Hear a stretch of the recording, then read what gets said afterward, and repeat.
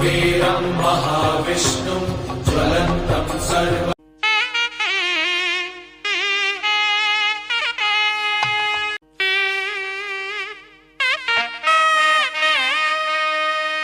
யாமறிந்த குடும்ப நண்பர்கள் அனைவருக்கும் வணக்கம்.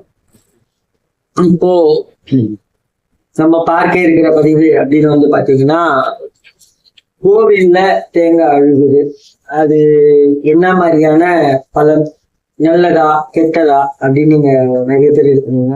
உண்மையிலேயே சொல்லணும்னா கோவில்ல தேங்காய் அழுகினா அது நல்லது. ஏன் அப்படின்னு கேட்டா, இப்போ நாங்க கோவில்ல இருக்கிற அர்ச்சகர் யாரான இருக்கோம், அந்த அர்ச்சகர்கள் சங்கல்பம் அப்படின்னு சொல்லி ஒண்ணு வாங்குவாங்க. சுக்லாம்பரதம் அந்த மந்திரத்தை சொல்லிட்டு சங்கல்பம் ஒண்ணு வாங்குவாங்க. அந்த சங்கல்பத்துல அவங்க என்ன பண்ணுவாங்கன்னா, உங்க பேரு, உங்க நட்சத்திரம், உங்க கோத்திரம் எல்லாத்தையும் கேட்டு வாங்கிக்கிறாங்க. இன்கேஸ் எனக்கு தெரியல அப்படின்றப்போ நம்ம அந்த இடத்துல எனக்கு தெரியாதுன்னா ஜென்ம நட்சத்திரம், ஜென்ம ராசி அப்படின்னு சொல்லி சங்கல்பம் பண்ணிடுவாங்க. அந்த சங்கல்பம் பண்ணிட்டு உள்ள போயிட்டு அவங்க அர்ச்சனை பண்ணும்போது அந்த தேங்காய் உடையுது. உள்ள மந்திரம் சொல்லி தேங்காய் உடைக்கிறாங்க. உடைக்கும் போது தேங்காய் அழுகிடுது. அழுகிடுச்சுன்னா, ஐயோ என் வீட்டுல ஏதோ கெட்டது நடக்க போகுது, எங்கேயோ ஏதோ ஒண்ணு என்னை சுத்தி யாருக்கும் ஏதோ ஒண்ணு கெட்டது நடக்க போகுது அப்படின்னு நம்ம பலர் நினைச்சு கொண்டு இருக்கோம். உண்மையிலேயே இது தவறான ஒரு புரிதல். கோவில்ல தேங்காய் அழுகுது அப்படின்னா நம்ம கிட்ட இருக்க பேட் வைப்ரேஷன், அதாவது துஷ்ட சக்தி, துர்தேவதையின் சக்தி, எப்படி வேணா நம்ம அதை சொல்லலாம். அந்த கெட்ட சக்தி மொத்தமாவே அந்த கடவுள் வாங்கிக்கிறார் அப்படின்னு ஒரு இடத்துல. இப்ப அந்த தேங்காயில பூ இருந்தா நம்ம எவ்வளவு மகிழ்ச்சி அடைகிறோம். ஏன் மகிழ்ச்சி அடைகிறோம்? நான் எதை கேட்டு வந்தனோ அதை நீங்க கண்டிப்பா எனக்கு இப்ப செஞ்சு தரப்போறேன்ற உத்தரவு கொடுத்துக்கணும்.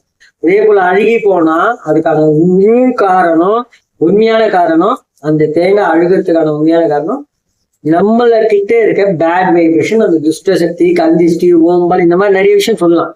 அத மொத்தமா அந்த கடவுள் நம்ம கிட்ட இருந்து வாங்கிட்டாரு அப்படின்னு அர்த்தம். அதுக்குதான் சங்கல்பம் வாங்கும்போது கை வச்சு சங்கல்பம் பண்ணுங்க அப்படின்னு சொல்றது. ஸோ கை வச்சு சங்கல்பம் பண்ணும்போது நம்மளோட என்டையர் ஃபேமிலியோட அந்த பேட் வைப்ரேஷன்ஸை மொத்தமா அந்த கடவுள் எடுக்கிறதுனாலதான் அந்த தேங்காய் அழுது. அந்த அழுகின தேங்காவை அங்கேயே போட்டுருங்க, அதை எடுத்துன்னு வராதிங்க. மாட்டு தேங்காய் உடைக்கணும்ன்ற அவசியமும் கிடையாது. அழுகிடுச்சு அப்படின்னாலே உண்மையிலே சந்தோஷப்படுங்க. இதுக்கப்புறம் நம்ம வாழ்க்கையில ஒரு திருப்பு முனை, இதுக்கப்புறம் நம்மளுக்கு ஏர்முகம் தான். ஒரே ஸ்டாண்டர்டா இருக்கிற மாதிரியோ இல்ல நம்ம லைஃப் கீழே இறங்கிடுமோ அப்படிலாம் கிடையாது. அதுக்கப்புறம் நம்ம லைஃப் ஒரே ஏர்முகமா தான் இருக்கும். கோயில தேங்காய் அழுகினா நம்மளோட இருக்கிற எல்லா பேட் வைப்ரேஷன் போய் அதுக்கப்புறம் பாசிட்டிவ் வைப்ரேஷன்ஸ், அதாவது நேர்மறை சக்தி போய் எதிர்மறை சக்தி, அதாவது எதிர்மறை சக்தி போய் நேர்மறை சக்தி, பேட் வைப்ரேஷன்ஸ் போயிட்டு குட் வைப்ரேஷன்ஸ். இது நம்மளுக்கு மேல மேல ஒரு பாசிட்டிவ் ஒரு வைப்ரேஷன். இதுக்கப்புறம் எல்லாமே நம்மளால வெற்றி தான், நம்மளுக்கு எல்லாமே கைகூடி வரப்போகுது அப்படின்ற ஒரு அர்த்தம் தான் அந்த தேங்காய் அழுகுதல் கோவில்ல. ஸோ அதனால தேங்காய் அழுகிடுச்சு, அதனால எனக்கு இதெல்லாம் நடந்துடும் அதெல்லாம் நடந்துடும் இந்த மாதிரி ஆயிடும்ன்ற அந்த திங்கிங்கை தயவு செஞ்சு தூக்கி குப்பையில போடுங்க. தேங்காய் அழுகினா சந்தோஷப்படுங்க.